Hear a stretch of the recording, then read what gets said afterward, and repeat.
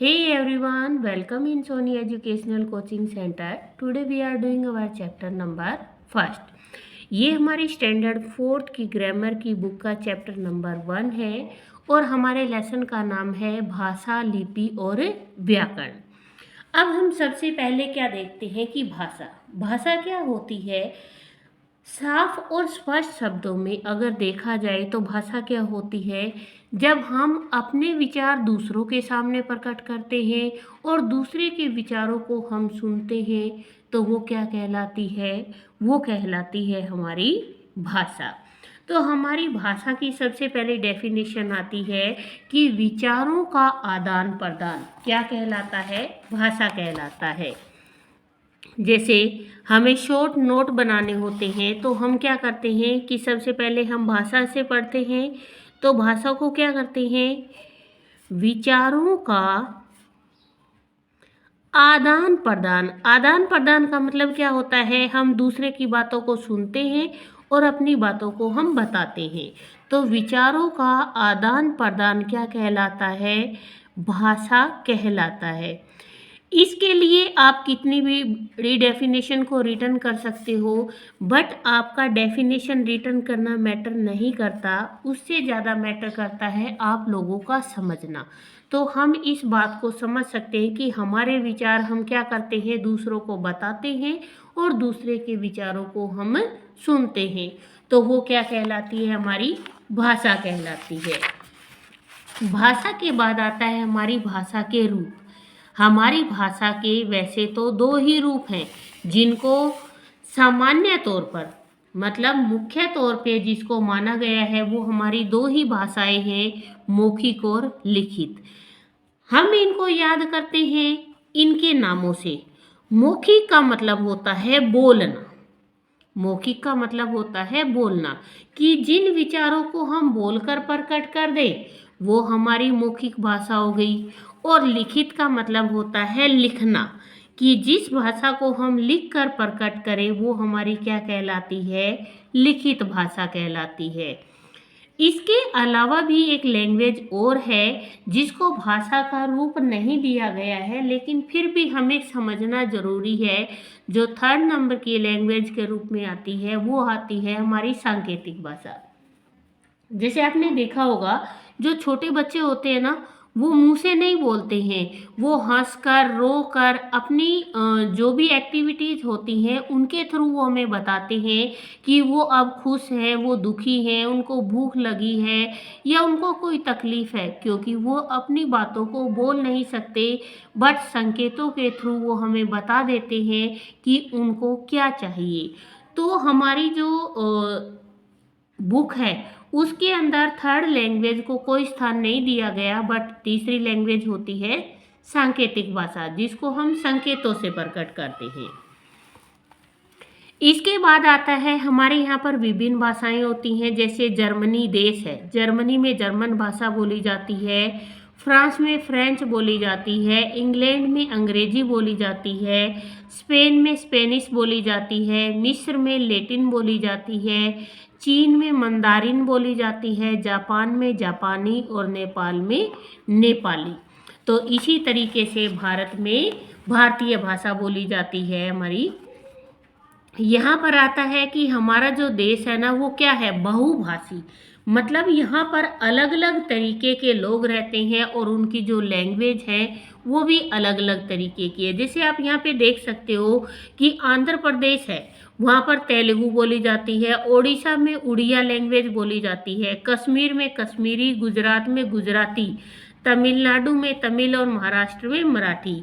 इसी तरीके से हमें यहाँ पर लैंग्वेज दी गई है कि किस राज्य के अंदर सबसे ज़्यादा कौन सी लैंग्वेज बोली जाती है।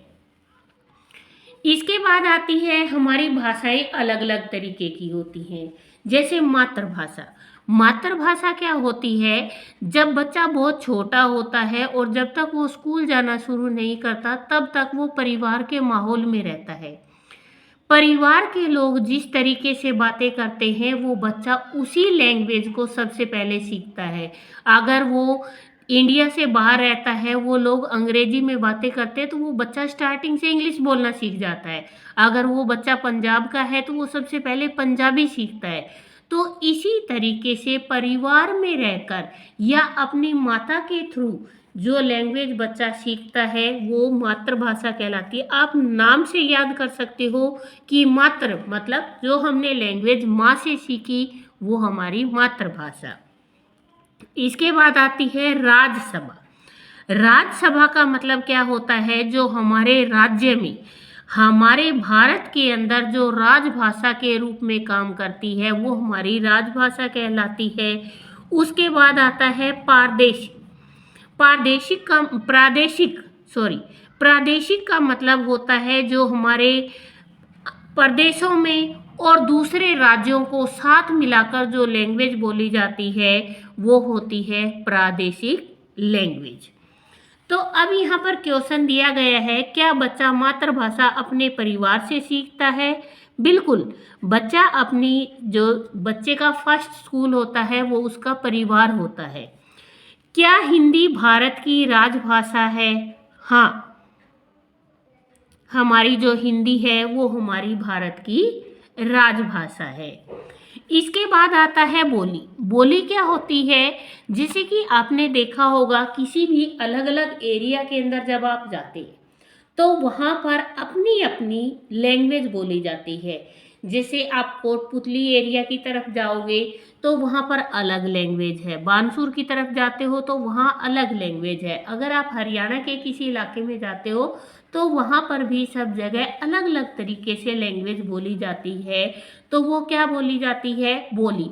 मतलब एक बहुत छोटे से लिमिटेड एरिया के अंदर, छोटा सा जो सीमित एरिया होता है वहाँ भाषा जो बोली जाती है वो कहलाती है बोली। इसके बाद आती है लिपि। लिपि क्यों जरूरी है? हमारी लैंग्वेज को लिखने के लिए जितने भी चिन्हों का यूज किया जाता है वो सारे क्या कहलाते हैं? लिपि कहलाते हैं, क्योंकि बिना लिपि के हम अपनी लैंग्वेज को नहीं लिख सकते। जैसे आपको यहाँ दिखाई दे रहा है, हमारी भाषा है हिंदी, संस्कृत और मराठी।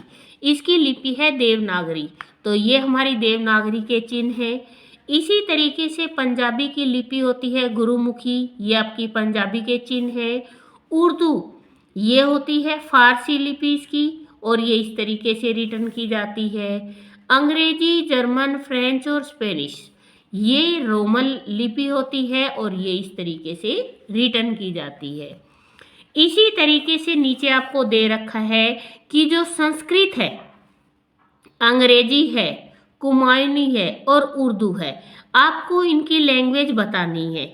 जैसे उर्दू है, उर्दू की लैंग्वेज कौन सी होती है? सॉरी, जो लिपि है वो है फारसी। यहाँ पर संस्कृत है, संस्कृत की आपने अभी लिपि देखी, वो क्या है? देवनागरी। उसके बाद अंग्रेजी है, अंग्रेजी क्या है? रोमन है। और कुमायूनी क्या है? कुमायूनी बोली है जो एक बहुत लिमिटेड क्षेत्र के अंदर बोली जाती है। इसके बाद आती है व्याकरण। अब आप लोगों को पता होना चाहिए कि व्याकरण क्यों जरूरी होती है। अगर हमें भाषा को सही तरीके से लिखना है तो हमें किसकी ज़रूरत पड़ेगी? हमें व्याकरण की ज़रूरत पड़ेगी। तो व्याकरण से ही हम भाषा को लिखना, पढ़ना और बोलना सीखते हैं, और यही चीज़ क्या कहलाती है? हमारी व्याकरण कहलाती है। कि व्याकरण अगर आपसे पूछा जाए कि व्याकरण क्या होती है, तो हम क्या कह सकते हैं कि भाषा को शुद्ध रूप से बोलना, लिखना और सिखाना या सीखना, पढ़ना, पढ़ाना, ये सारे क्या कहलाते हैं? हमारे व्याकरण में आते हैं। अब सबसे पहले है यहाँ पर शुद्ध और अशुद्ध वाक्य पे निशान लगाना है। अगर आपने व्याकरण को बहुत अच्छे से पढ़ा है, मुझे एक फूलों की माला दो, तो यहाँ पर एक फूल की, यहाँ पे फूलों दे रखा है और यहाँ एक दे रखा है। एक फूल से माला नहीं बनती, और जब आप बहुत सारे फूल लिखोगे तो यहाँ एक का कोई मतलब नहीं है, तो ये वाक्य आपका अशुद्ध है। यहाँ आएगा मुझे फूलों की माला दो। आकाश में अनेकों तारा है, अनेकों तारे होता है, अनेकों तारा नहीं होता, तो ये आपका वाक्य अशुद्ध है। तुम कहाँ जा रहे हो? ये आपका शुद्ध वाक्य है। मेरे पास किताब नहीं है, ये भी आपका वाक्य शुद्ध है। इसके बाद आता है आपका जो लेसन कंप्लीट होने के बाद आती है आपकी अभ्यास। सबसे पहले आता है, क्या संकेतों से बातें समझाना भाषा का रूप है? भाषा का रूप तो वो है, लेकिन अगर हम यहाँ पर अपनी जो हमने लेसन पढ़ा है इसके अकॉर्डिंग हम देखते हैं तो हम संकेतों से बातों को समझाना भाषा का रूप नहीं मानते। तो हम यहाँ पर आंसर लिखेंगे नहीं। लिपि भाषा का कौन सा रूप है? यहाँ पर आपको खुद से आंसर देना है कि लिपि भाषा का कौन सा रूप है, और अगर आपको इसका आंसर चाहिए तो आप वीडियो के लास्ट तक बने रहिए। इसके अलावा अगर आप मेरे चैनल पे नए हैं तो प्लीज़ चैनल को सब्सक्राइब कर लीजिए, और जो वीडियोज़ हैं उनको एक दूसरे दोस्तों के साथ शेयर कीजिए ताकि उन लोगों को भी ये जो वीडियोज़ हैं वो मिल सके। इसके बाद आता है, सही विकल्प पर निशान लगाइए। किसी प्रदेश में बोले जाने वाली भाषा क्या कहलाती है? प्रदेश में बोले जाने वाली होती है प्रादेशिक भाषा। हिंदी को राज्य भाषा के रूप में कब स्वीकार किया गया था? अब ये भी आपको बताना है। जब तक आप लोग इनके आंसर देते हो मैं आपको इनके आंसर कंप्लीट दूंगी, लेकिन कब? जब आप वीडियो में लास्ट तक बने रहेंगे। इसके बाद आता है, मुख से निकली ध्वनियाँ जिन चिन्हों द्वारा लिखी जाती हैं उन्हें क्या कहते हैं? कि मुख से निकलने वाली ध्वनियाँ जिनको चिन्हों के द्वारा लिखा जाता है और वो हमारी होती है लिपि, क्योंकि कोई भी जो चिन्ह है उसको लिखने के लिए हमें लिपि की जरूरत होती है। अब यहाँ पर मैं आपको बता देती हूँ कि लिपि भाषा का कौन सा रूप है। लिपि भाषा का लिखित रूप है। लिखित रूप क्यों है ये लिखित रूप है? क्योंकि जब भी हम जितने भी चिन्ह हैं उनको लगाते हैं तो उनको लगाने के लिए हमें किसकी जरूरत पड़ती है? लिपि की। इसके बाद आता है आपका, सही शब्द छांटकर रिक्त स्थानों की पूर्ति कीजिए।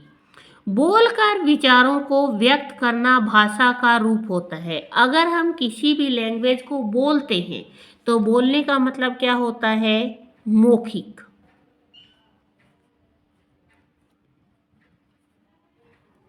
बोलकर विचारों को व्यक्त करना मौखिक रूप होता है।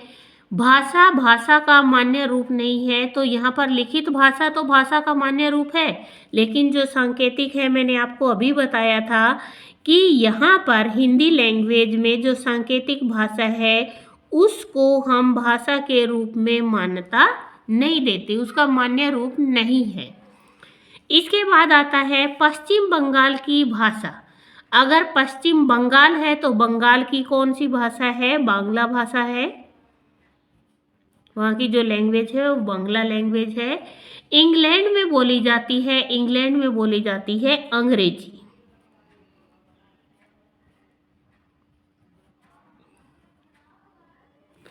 इसके बाद है सरकारी कामकाज की भाषा क्या कहलाती है? सरकारी कामकाज की भाषा कहलाती है राजभाषा।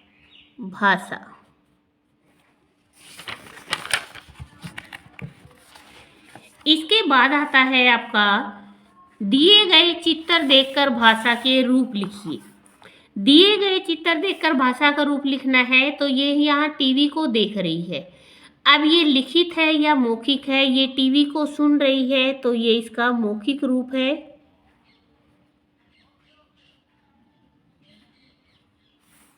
यहाँ पर पिताजी अखबार पढ़ रहे हैं तो अखबार में लिखा हुआ आता है वो लिखित रूप कहलाता है। इसके बाद यहाँ बोला जा रहा है, भाषण दिया जा रहा है तो ये भाषा का मौखिक रूप है। इसके बाद आता है, दिए गए प्रश्नों के उत्तर दीजिए। हम अपने विचारों का आदान प्रदान किसके द्वारा करते हैं?